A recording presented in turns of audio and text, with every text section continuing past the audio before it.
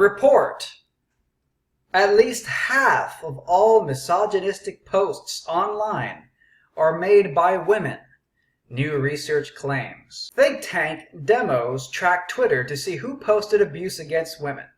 Looking at the use of the words slut and whore, it found 50% were made by women.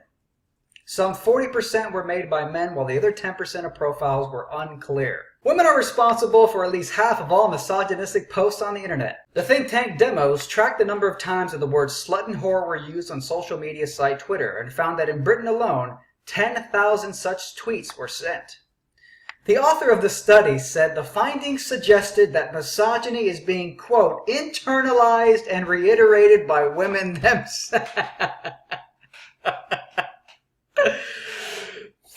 Funny rationalization theory you got there. The first thing about this study is that clearly, based on the author's conclusion that it means misogyny is being internalized and reiterated by women themselves, it clearly shows that the authors of this study are feminists.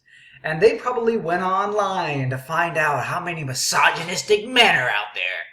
And they probably thought it would be 95% of all misogynistic posts on Twitter are done by males.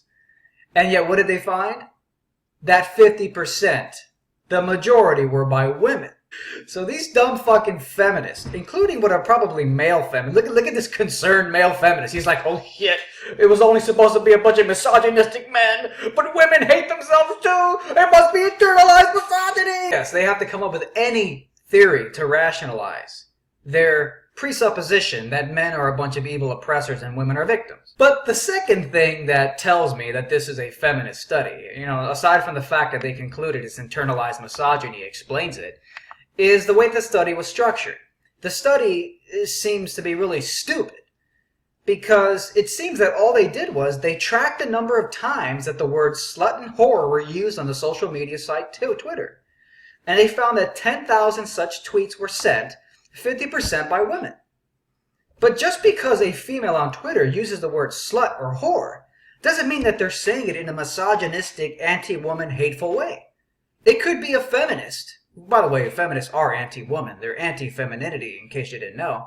And if you don't believe me that feminism is anti-femininity, go check out the book, To Hell With All That, Loving and Loathing Our Inner Housewife. I'll put the link below to take you right to it, but it's a pretty good book that I got on audiobook about a year ago.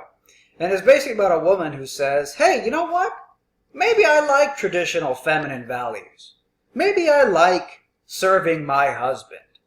Maybe it's not self-hatred and internalized misogyny for me to want to find a man of my choosing and serve him and have him lead the way in my life and our relationship. And she talks about traditional housewife and how she basically thinks that modern feminism is bullshit. Again, I'll put the link below to this book. It could be a feminist using the word slut shame, or talking about how women who are perceived as sluts are shamed and it's not right. Just because someone uses the word slut doesn't mean that they're attacking women. So that's the other stupid thing about this study, is if that's the only metrics they used, then it really shows how fucking stupid the study was in its setup, and it's something that only mentally ill feminists would ever think was a valid way of determining the amount of misogyny on the internet. I mean, look how dumb this is. Jack Dale, who's probably a male feminist weak boy, from the think tank that performed the study, wrote, quote, this represents over 9,000 aggressively misogynistic tweets sent per day worldwide during this period, with 80,000 Twitter users targeted by this trolling. It actually reminds me of a story from high school. I believe I was in 10th grade. I had an English teacher, and she was basically a feminist. Back then I didn't think about feminism at all. It didn't occur to me, really. I just didn't think about it. But the female teacher, she was once talking about slut-shaming. I don't think she called it slut-shaming back then, but she was talking about how it's messed up to call women whores because they dress promiscuously. And I remember hearing this, and I rarely raised my hand, let alone gave a fuck about what was going on in class. But I felt compelled to raise my hand and check this bitch on her dumb shit. So I raised my hand and I said, but women are the first ones calling other women whores, and